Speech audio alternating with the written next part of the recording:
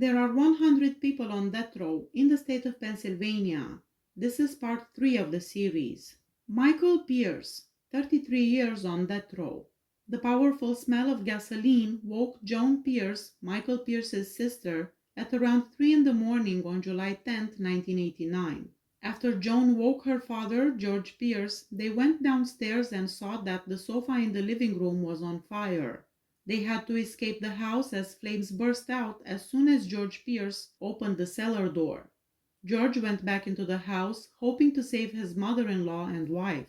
George fell inside after failing to make it to the steps. Neighbors awoke by the fire and helped him out of the scorching structure. After being removed from the scene, George received burn and smoke inhalation treatment in a hospital. He was eventually moved to a nursing home where he passed away 6 months later from difficulties brought on by bronchopneumonia and smoke inhalation. Mary Pierce and Anna Hayes, the 95-year-old mother, were declared dead at the site. Smoke and soot inhalation was later found to be the cause of death. The Philadelphia Fire Department's experts conducted an investigation and found that the house burned down as a consequence of 2 distinct fires that were intentionally started. According to Joan Pierce's testimony, there was a great deal of tension between her brother and parents. Michael Pierce had claimed that his parents had denied him an inheritance from his uncle Al and had steroid-infused his diet.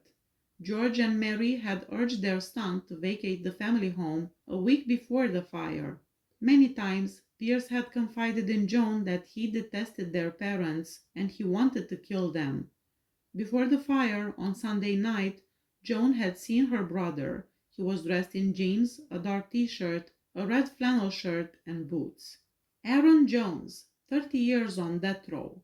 The Junior Black Mafia, JBM, a drug distributing group in Philadelphia, was led by Aaron Jones. In an attempt to exact revenge for the passing of Leroy Davis, another senior JBM official who was thought to have been killed by Brian Thornton, Jones planned the assassination of Brian Kennedy. Thornton was already in prison.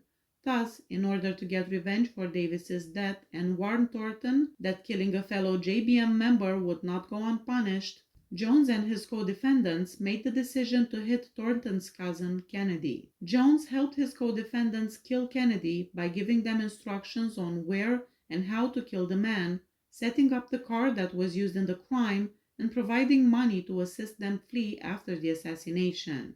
Paul Gamboa Taylor, 32 years on death row.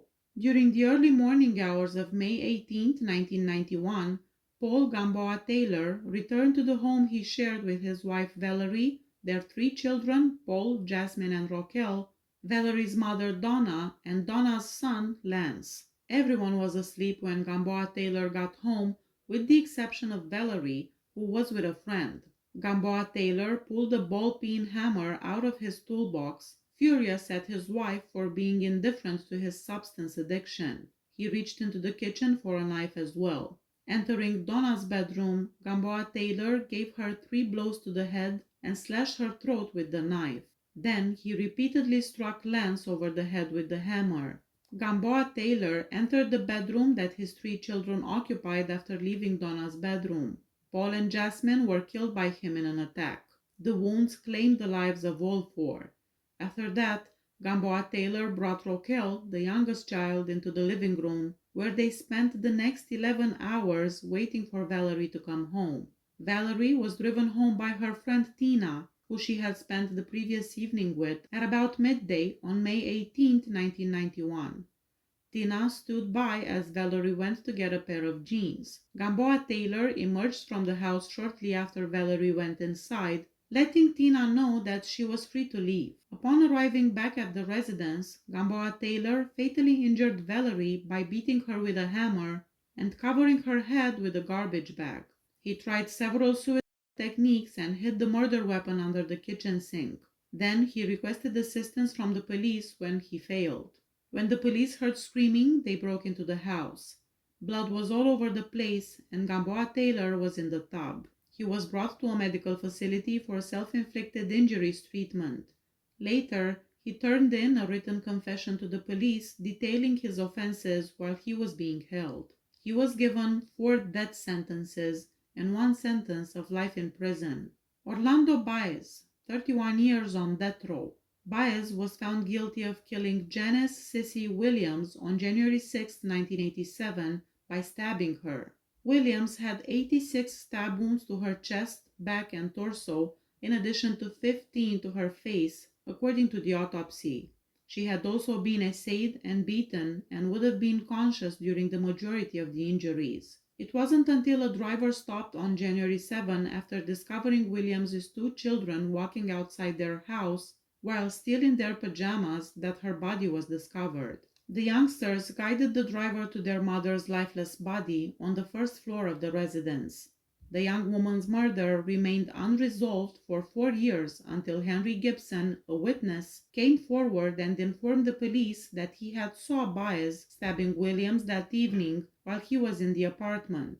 Following Williams's death, Baez and Gibson left the two kids alone in the apartment with the mutilated body before walking home. Gibson informed authorities that Baez threatened to kill him if he revealed any information regarding the murder, so he remained silent. Baez initially stated to police that he didn't know Gibson. Then he said that Gibson stabbed Williams and he in fact was just trying to save her. Roy Williams, 30 years on death row. Roy Williams was found guilty on January 31, 1992 of first-degree murder and possessing a weapon of crime in relation to James McDonald's shooting death. Following their video gameplay in an arcade on Mulberry Street, Williams and 3 friends were strolling along Folk Road Street when the murder occurred. Williams pulled a revolver from inside his coat after McDonald turned into Folk Road Street and shot him many times in the head, chest, and leg.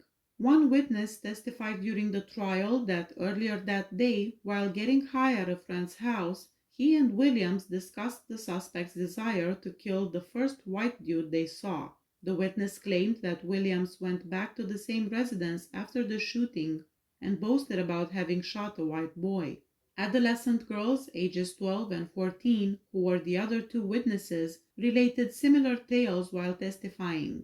According to one's testimony, Williams informed her that he had just been freed from jail and had promised to kill the first white man he saw. Williams escaped to Massachusetts, where he committed another murder and several other crimes until he was apprehended and brought back to Pennsylvania to stand trial for the killing of McDonald. The death sentence was imposed on Williams on September 14, 1993. Williams had 3 prior convictions for robbery. In the Massachusetts trials, he was also found guilty of homicide, armed robbery, and assault and battery in a different event. Records from his youth indicate that Williams had beaten his sister 3 times, one of which required hospitalization. He had smashed furniture, threatened his mother with a knife, and acted sadistically towards the family dog. Please hit that subscribe button if you like my channel. See you next time. Bye bye.